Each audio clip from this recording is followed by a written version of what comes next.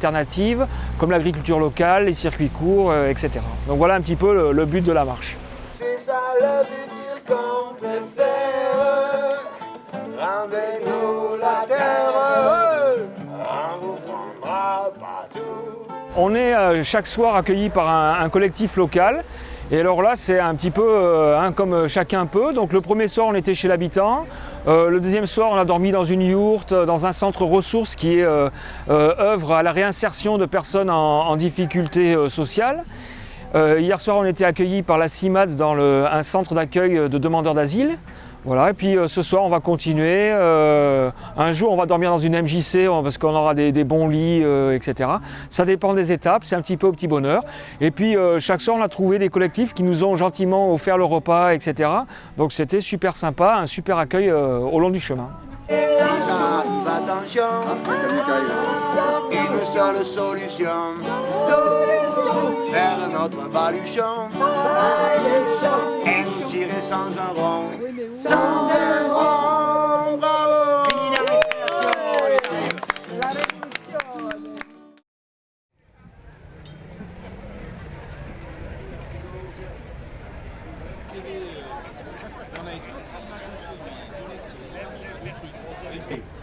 Un repas pour l'avenir est une idée profondément intelligente puisqu'elle mobilise à travers un repas communautaire la solidarité pour la lutte contre le fléau le plus effroyable sur cette planète qui est la faim dans le monde. Et je voudrais dire mon admiration, ma solidarité pour Michel et tous ses camarades qui ont organisé dans 30 villes cette manifestation.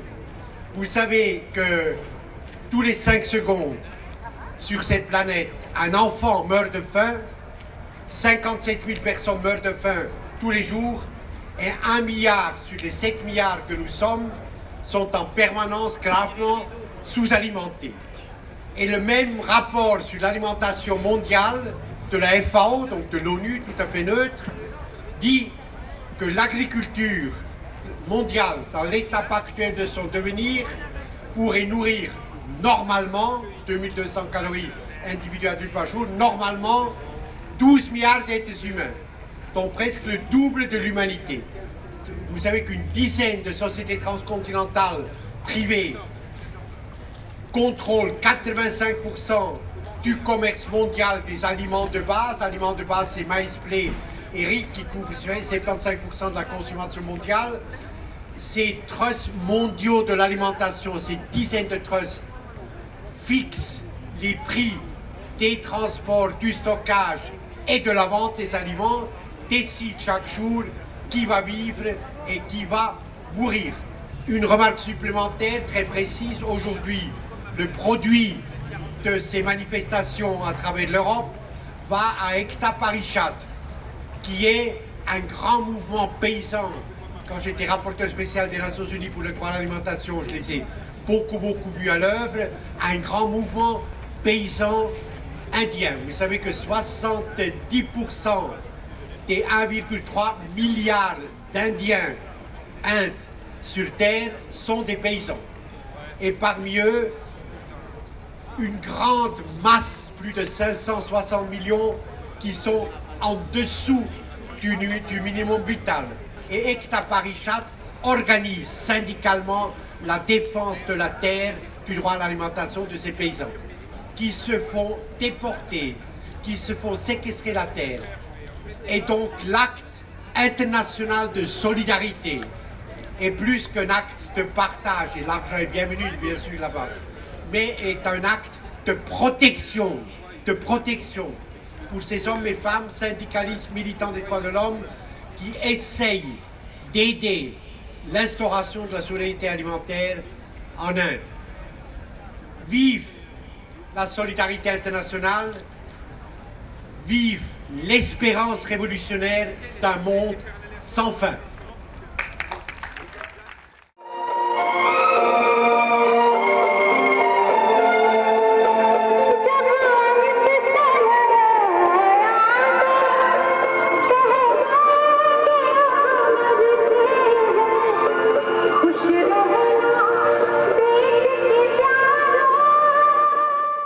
You think there is a victory, Vous croyez tenir la victoire, mais au dernier moment, vous comprenez qu'elle vous échappe. C'est une vie au fil du rasoir. Vous êtes dans l'enthousiasme et l'excitation de la victoire et tout à coup, vous êtes défait par la partie adverse. Alors que vous traversez tout cela, le message c'est qu'il s'agit du satyagraha. C'est une lutte pour la vérité. Un aspect de cette lutte, c'est que vous devez être prêt au sacrifice. Un autre, c'est qu'il faut vous éviter la haine pour votre adversaire, que ce soit le Premier ministre ou un autre. Ce n'est pas basé sur la haine, c'est basé sur l'espoir. La personne en face de vous est elle aussi victime du système. Nous sommes victimes, car dans ce système, nous sommes tous pauvres. Mais l'autre est lui aussi une victime. Il accumule tellement de richesses qu'il en fait une maladie. Il est aussi victime du système. Sympathisez avec cette personne, parlez-lui toujours, même si elle ne veut pas vous écouter. Ne fermez jamais la porte du dialogue, mais ne fermez pas non plus celle de la lutte. Luttez toujours en laissant ouverte la porte du dialogue, sans haine pour l'autre. C'est essentiel dans le satyagraha.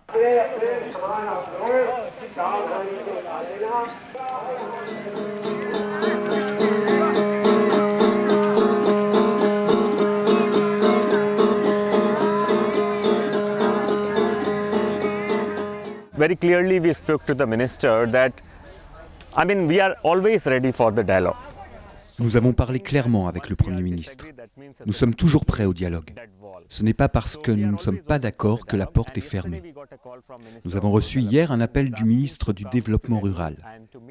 Il nous a demandé de venir à Delhi le 8 octobre à 16h.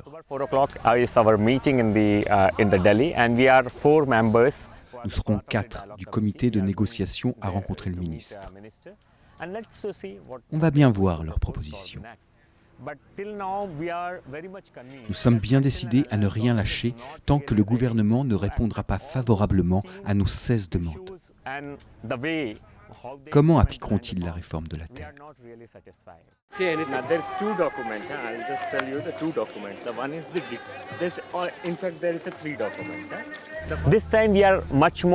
Nous sommes beaucoup plus confiants cette fois-ci, car nos arguments sont présentés très différemment. Nous avons expliqué au gouvernement que le problème de la terre n'est pas seulement foncier. C'est aussi une question de justice sociale. Nous avons tout posé dans ce cadre de justice sociale. C'est un argument beaucoup plus puissant, car la justice sociale est inscrite dans notre Constitution.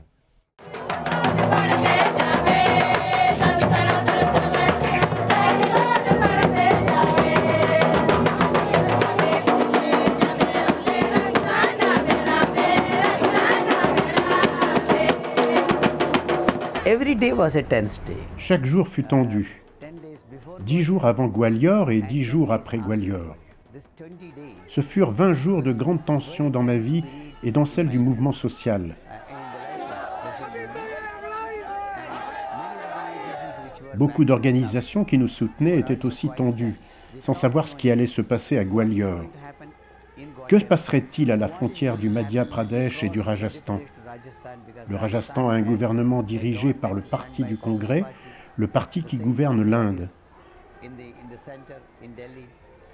Que se passerait-il à Agra?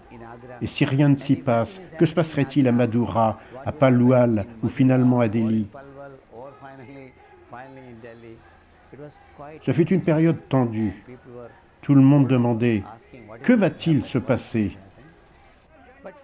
En finale, le représentant du gouvernement vint à Agra et le document fut signé. Tout finit par une célébration. La négociation fut très ardue avec le gouvernement central, la bureaucratie, les élus, les ministres. Ce fut très dur. Nous avons travaillé 6 à 8 heures presque chaque jour. Il a fallu écrire et réécrire des propositions, les revoir, les corriger. Finalement, il y a 2 jours, on a fini par se mettre d'accord sur une proposition commune. L'accord en 10 points pose les bases d'une politique nationale de la réforme foncière. Son application transformerait la vie de millions d'Indiens marginalisés. Il s'agit de recenser systématiquement les ressources foncières disponibles et en orienter l'utilisation au profit de l'éradication de la pauvreté. C'est un vaste chantier. Le droit à une terre agricole pour les paysans sans terre, déjà posé en 2007, revient au centre du débat.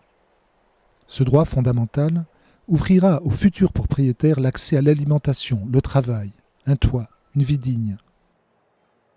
Une loi spécifique est proposée afin de favoriser l'accès pour des millions de sans-domicile fixe à de petits lopins de terre où poser leur foyer. La protection des terres des peuples tribaux sera renforcée en leur accordant la priorité sur les intérêts miniers ou industriels. Des cours de justice à comparution rapide seront implantés pour résoudre les centaines de milliers de cas en litige dans les tribunaux. Une aide financière sera proposée aux plaignants pauvres. La gestion de la terre relevant des 26 États indiens, le gouvernement central s'engage à initier dans les 6 mois un dialogue avec eux sur la base des demandes d'Ekta Parishad. Le syndicat approchera ces mêmes États pour faire remonter les revendications de la base. Afin d'assurer la mise en place des 10 points de l'accord, une équipe de travail constituée de représentants du gouvernement, des États et de la société civile est mise en place sous la direction du ministre du Développement rural.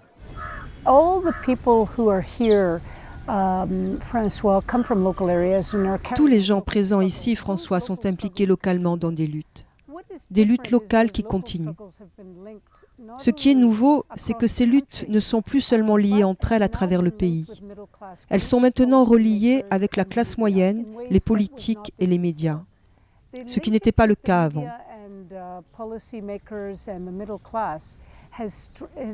Ce nouveau lien a donné une légitimité à cette lutte. Cette question est devenue centrale dans le pays. C'est très important. Nous avons suivi jusqu'ici une route tracée par les intérêts des entreprises. Ici, c'est l'intérêt du peuple qui est en jeu. Là où il y a un triomphe aujourd'hui, c'est que le peuple a affirmé son intérêt, clairement et fortement. À cause de l'élection qui se déroulera dans 1 an et demi, les politiques ont tout intérêt à nous écouter.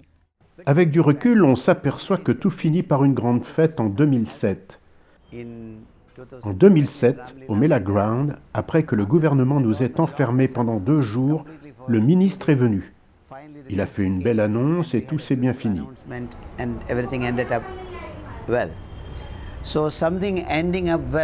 Une belle fin n'apporte pas forcément de la terre aux pauvres de ce pays. Depuis 2007, le comité de réforme de la terre n'a pas fonctionné comme il aurait dû. Mais nous avions un instrument entre nos mains, la loi forestière. Une loi assez forte pour donner de la terre au peuple premier. 1 million de personnes ont reçu des titres de propriété depuis 5 ans. Ceci a changé la vie de bien des gens. Si vous allez dans leur village, vous rencontrerez des gens bien heureux. Ils vous diront combien leur vie en a été transformée, comment ils peuvent maintenant se nourrir, envoyer leurs enfants à l'école, combien les migrations vers les villes ont baissé.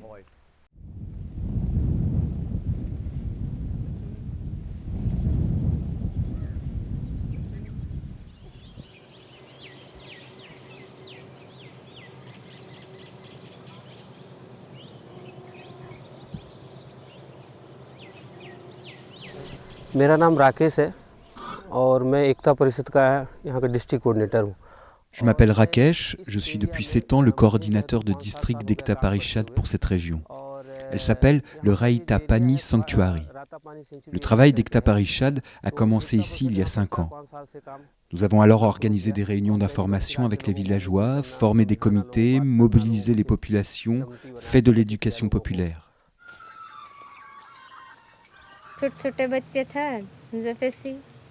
Je vis ici depuis 20 ans. J'ai eu des enfants qui ont grandi dans une extrême pauvreté. J'ai participé à la marche de Janadesh en 2007. Autrefois, il me fallait payer des pots de vin, donner de l'argent à la police, servir des repas et donner de l'argent à des imbéciles, et aussi à Nadaka quand ils venaient nous harceler. Mais maintenant, tout cela est fini. La loi forestière de 2008 a été décrétée après la marche de Janadej d'octobre 2007. Grâce à cette loi, certaines personnes appartenant aux tribus répertoriées par le gouvernement ont eu accès au certificat des droits forestiers. Les familles appartenant aux castes défavorisées, les OBC, n'y ont pas eu droit.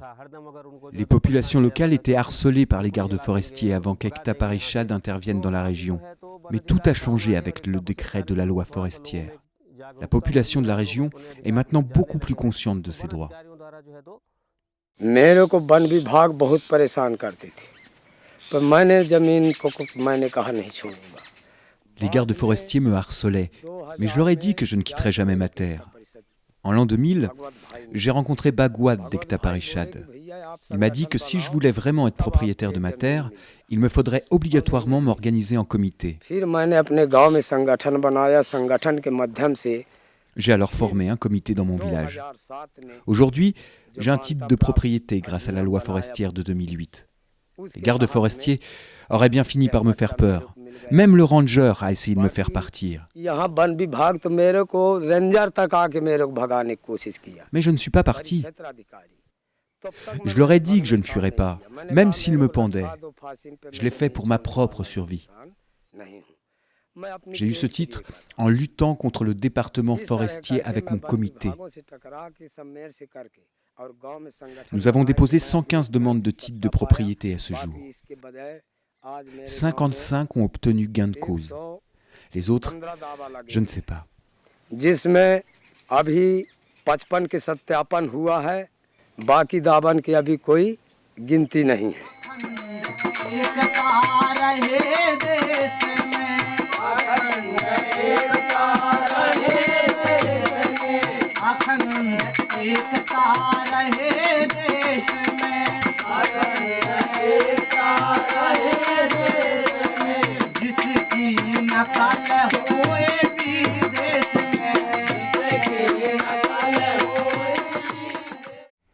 फिर राजा जी से मुलाकात हुआ, वहाँ के साथी 15-20 लोग थे.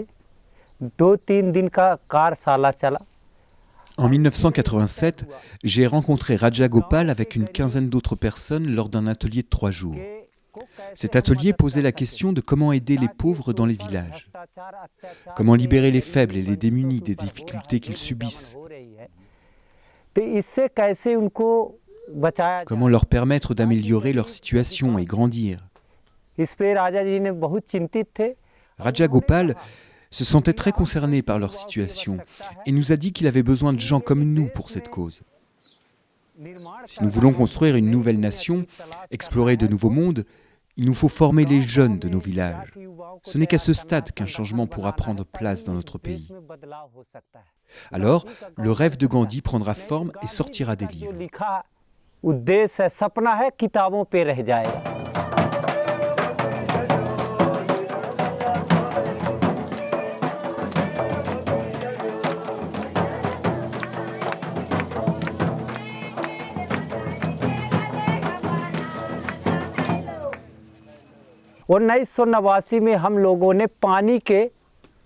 Le 31 mai 1989, nous avons lancé un mouvement traitant de l'eau, de l'éducation, des écoles.